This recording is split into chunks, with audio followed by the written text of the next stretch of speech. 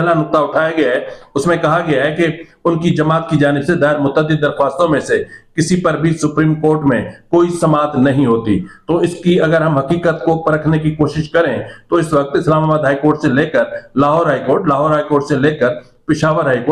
Court से लेकर supreme court तक हर तरफ इमरान खान की केसेस लगे हुए हैं। मुझे तो ऐसा लगता है कि हुकूमत को एक तरमीम और लानी चाहिए और उन तरमीम में जाके और एक हर सूबे में और बल्कि बिलखुसूस लाहौर में और वफाक में और सुप्रीम कोर्ट में अलग से एक इमरानी बेंच तश्कील दिया जाए जो सिर्फ इमरान खान के नुकात को बैठकर उनका जायजा लेता रहे। जहां तक मेरा अंदाजा है या जहां तक मैं ऑब्जर्व कर सका हूं बायसियत एक जर्नलिस्ट के, तब तक अगर हम टाइम निकालें कि सबसे ज्यादा टाइम पीटीआई की